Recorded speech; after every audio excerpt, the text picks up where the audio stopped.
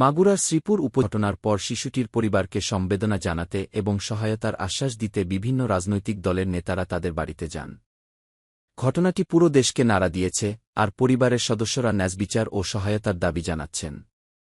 গতকাল রাতে স্থানীয় কবরস্থানে শিশুটির দাফন সম্পন্ন হওয়ার পর থেকেই স্বজন, স্থানীয় বাসিন্দা এবং রাজনৈতিক ব্যক্তিরা তাদের বাড়িতে ভিড় জমাচ্ছেন। আজ সকালে জাতীয়তাবাদী মহিলা দলের কেন্দ্রীয় সভাপতি আফরোজা আব্বাস শিশুটির পরিবারের সঙ্গে দেখা করেন এবং তাদের সান্ত্বনা দেন।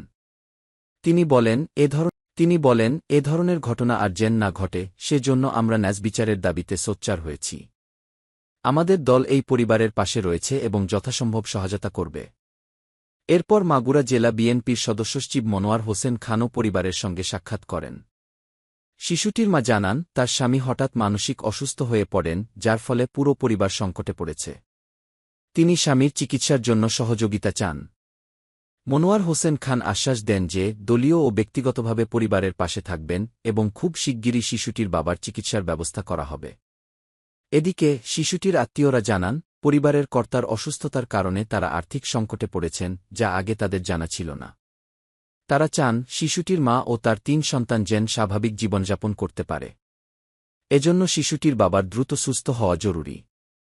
পুলিশ ও পারিবারিক সূত্রে জানা যায়, শিশুটি কয়েকদিন আগে বড় বোনের শ্বশুরবাড়িতে বেড়াতে গিয়েছিল। ৮ মার্চ অচেতন অবস্থায় তাকে মাগুরা সদর হাসপাতালে নেওয়া হয়, পরে উন্নত চিকিৎসার জন্য ফরিদপুর ও ঢাকা মেডিকেল কলেজ হাসপাতালে পাঠানো হয়। অবস্থার অবনতি হলে তাকে সিএমএইচে নেওয়া হয়, যেখানে শেষ পর্যন্ত বৃহস্পতিবার তার মৃত্যু ঘটে। এ ঘটনায় শিশুটির মা ধর্ষণের অভিযোগে মামলা করেন, যার ভিত্তিতে শিশুটির ভগ্নিপতি, বোনের শ্বশুর, শাশুড়ি ও ভাসুরকে গ্রেপ্তার করে রিমান্ডে নেওয়া হয়েছে।